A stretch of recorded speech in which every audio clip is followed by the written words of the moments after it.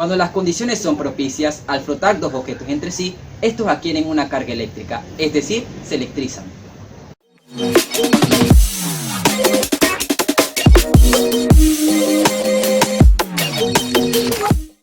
La electrización es uno de los fenómenos que estudia la electrostática, la cual trata sobre los fenómenos relacionados con cargas eléctricas en reposo. Hablemos de historia. Los fenómenos eléctricos han sido estudiados por el hombre desde la antigüedad. Se le atribuye a Tales de Mileto el descubrimiento de la electrificación por frotamiento entre un trozo de ámbar y un trozo de piel. Pero no son estos los únicos materiales que pueden adquirir una carga eléctrica. Benjamin Franklin, mediante sus experimentos en electrostática, demostró que cualquier material que se encuentre con carga eléctrica es capaz de ejercer una atracción en pequeños pedazos de papel, y estableció que al frotar dos cuerpos, uno de ellos eléctricamente positivo, tanto el otro eléctricamente negativo, de esto dedujo que existen dos tipos de carga, a las cuales llamó positivas y negativas. En 1600, la reina Isabel I ordena al físico real William Gilbert estudiar los imanes para mejorar la exactitud de las brújulas usadas en la navegación, siendo este trabajo la base principal para la definición de los fundamentos de la electrostática y magnetismo. Gilbert fue el primero en aplicar el término electricidad del griego electrón, que significa ámbar. En 1776, Charles Augustin de Coulomb inventó la balanza de torsión, con la cual midió con exactitud la fuerza entre las cargas eléctricas y corroboró que dicha fuerza era proporcional al producto de las cargas individuales e inversamente proporcional al cuadrado de la distancia que las separa. Coulomb es la unidad de medida de carga eléctrica. En 1819, el científico danés Hans Christian Ørsted descubre el electromagnetismo cuando, en un experimento para sus estudiantes, la aguja de la brújula colocada accidentalmente cerca de un cable energizado por una pila voltaica se movió. Este descubrimiento fue crucial en el desarrollo de la electricidad, ya que puso en evidencia la relación existente entre la electricidad y el magnetismo. Ørsted es la unidad de medida de la reluctancia magnética.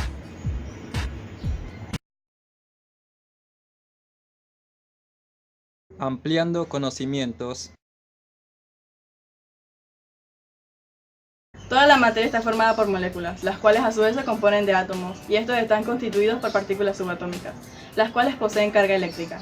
Así también, los protones contienen una carga positiva, mientras que los electrones la poseen negativa. También es elemental saber que la carga que posee el núcleo es positiva. Un átomo en condiciones normales es eléctricamente neutro, ya que posee la misma cantidad de cargas, positivas y negativas.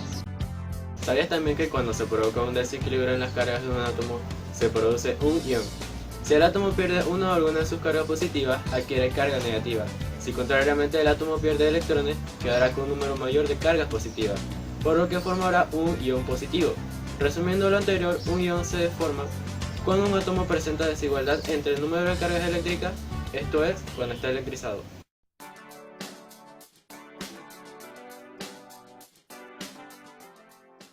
Esperen, hace un momento se dijo que el núcleo del átomo posee carga positiva. Sí, eso es correcto. Estoy confundido.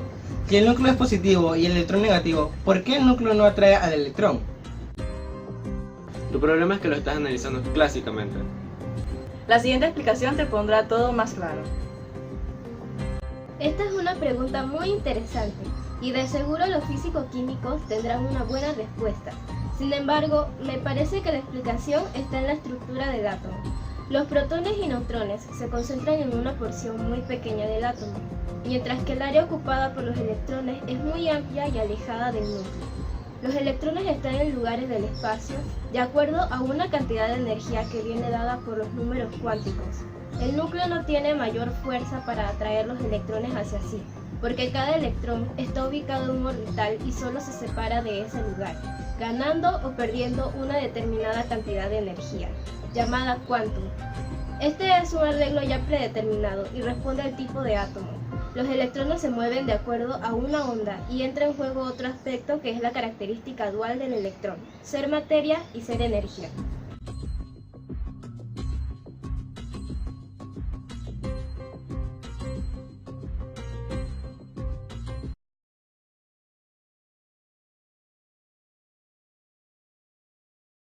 Electrización.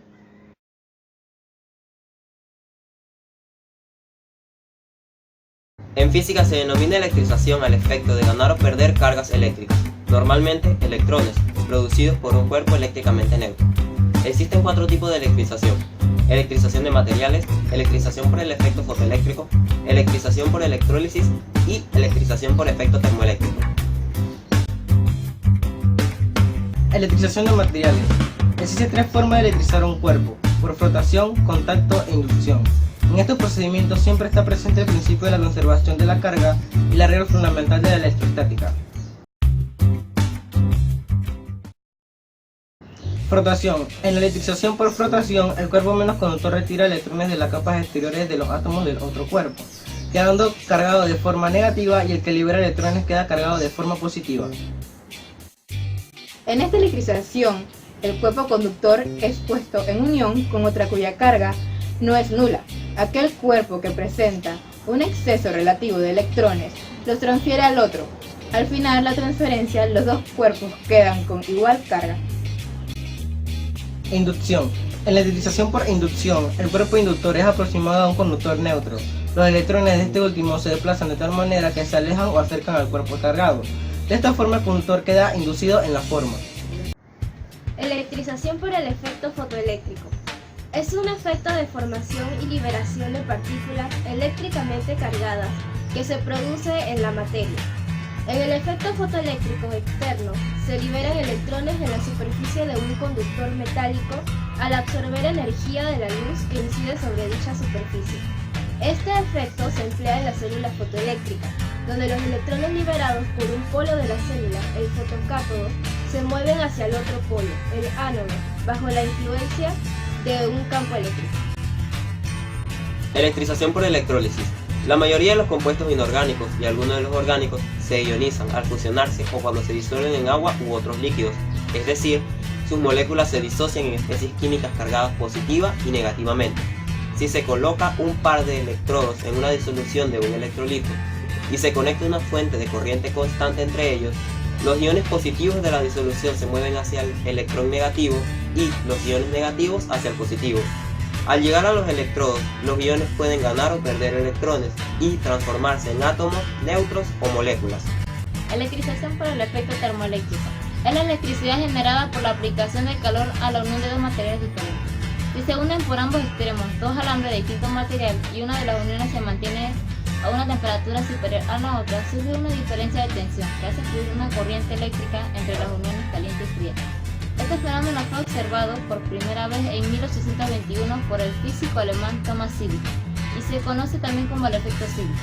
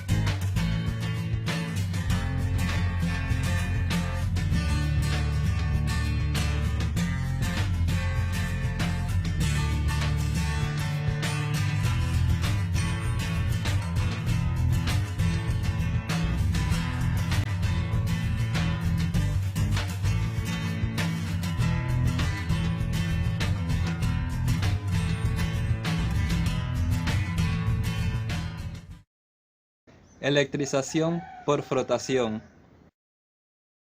el frotamiento, el contacto y la inducción son tres de las formas más empleadas para electrizar un cuerpo. La electrización por frotamiento se obtiene cuando dos cuerpos de diferente material son frotados entre sí.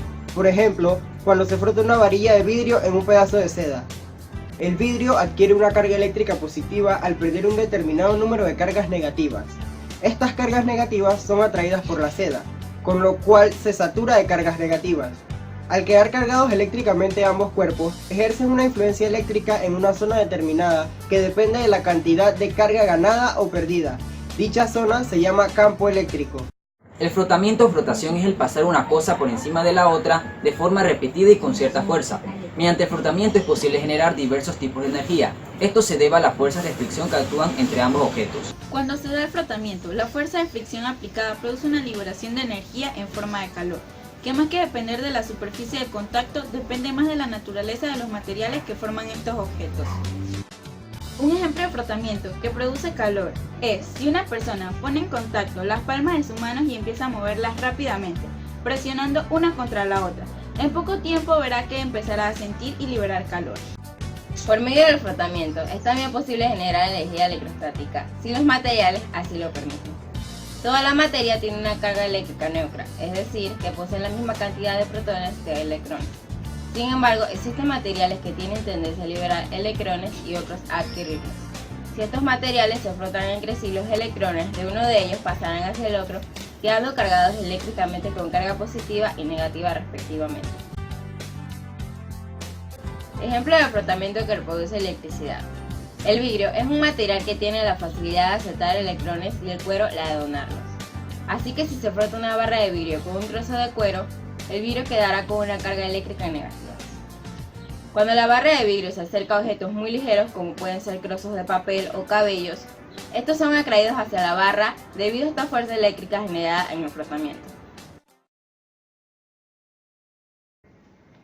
Conductores, aisladores y semiconductores.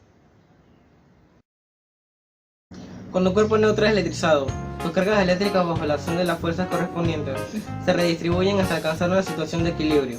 Algunos cuerpos, sin embargo, ponen muchas dificultades a este movimiento de las cargas eléctricas por su interior y solo permanece cargado el lugar en donde se depositó la carga neta. Otros, por el contrario, facilitan tal redistribución, de modo que la electricidad afecta finalmente a todo el cuerpo. Los primeros se denominan aisladores y los segundos conductores. Esta diferencia de comportamiento de la sustancia respecto al desplazamiento de las cargas en su interior depende de su naturaleza íntima. Así, los átomos de las sustancias conductoras poseen electrones externos muy débilmente ligados al núcleo de un estado de semilibertad, que les otorga una gran movilidad, tal es el caso de los metales. En las sustancias aisladoras, sin embargo, los núcleos atómicos retienen con fuerza todos sus electrones, lo que hace su movilidad sea escasa. Entre los buenos conductores y los aisladores existe una gran variedad de situaciones intermedias. Es de destacar entre ellas de los materiales semiconductores, por su importancia en la fabricación de dispositivos electrónicos, que son la base actual de la revolución tecnológica.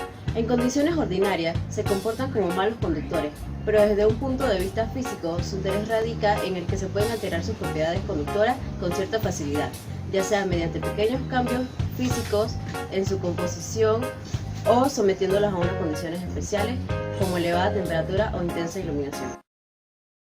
Experimentemos.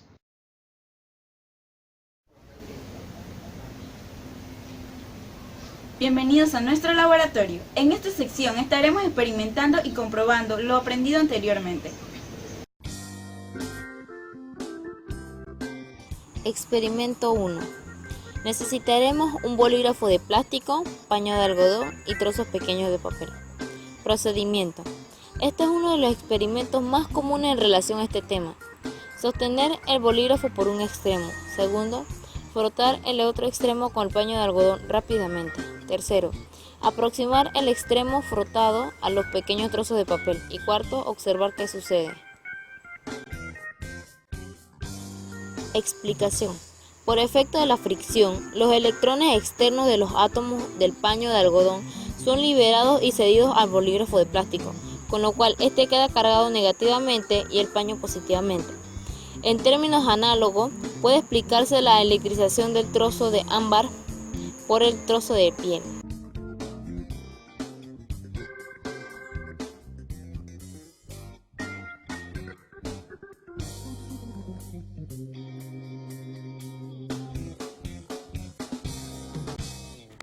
Pesca papelitos, materiales, trocitos de papel y un globo. Coloca unos trocitos de papel sobre una mesa. Frota el globo contra la cabeza y acércalo a los papelitos.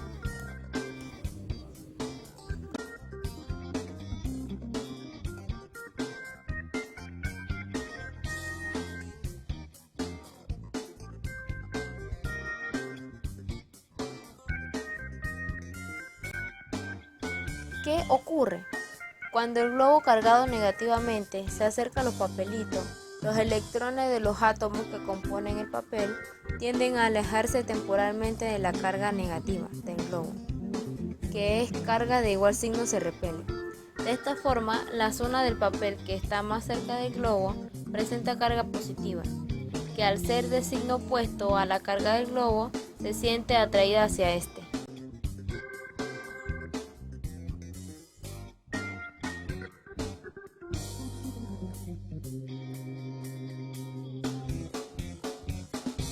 Pega un globo en la pared. Materiales: un globo, pared. Una vez más se requiere rozar el globo sobre la cabeza del niño. Luego arrima el globo a la pared.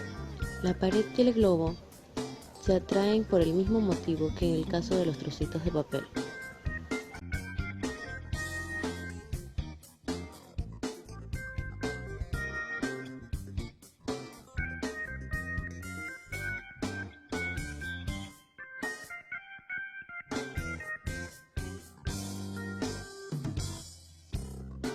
Doblar el agua. Materiales: un globo, grifo.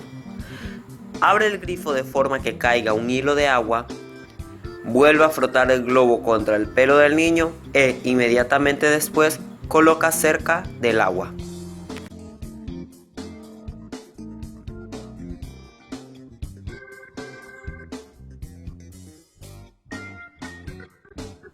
¿Qué ocurre? En la escuela hemos hablado mucho de la estructura de la molécula de agua, en particular de su carácter polar.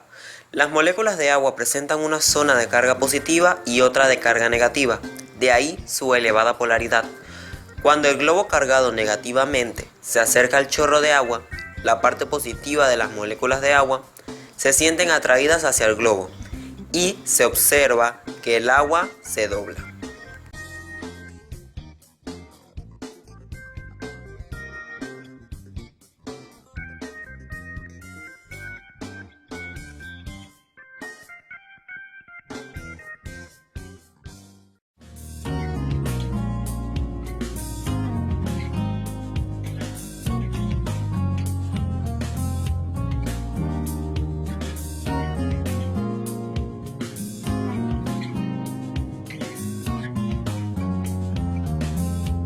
En cualquiera de estos fenómenos se pierde o se ganan electrones, pero el número de electrones cedido por uno de los cuerpos en contacto es igual al número de electrones aceptados por el otro. De aquí que en conjunto no hay producción ni destrucción de carga eléctrica. Esta es la explicación del principio de conservación de la carga eléctrica, formulado por Benjamin Franklin con anterioridad basado en observaciones sencillas. De estos experimentos se concluye que la materia contiene dos tipos de cargas eléctricas denominadas positivas y negativas. Los objetos no cargados poseen cantidades iguales de cada tipo de carga, o sea, son eléctricamente neutros. Los objetos cargados con carga del mismo signo se repelen. Los objetos cargados con carga de distinto signo se atraen.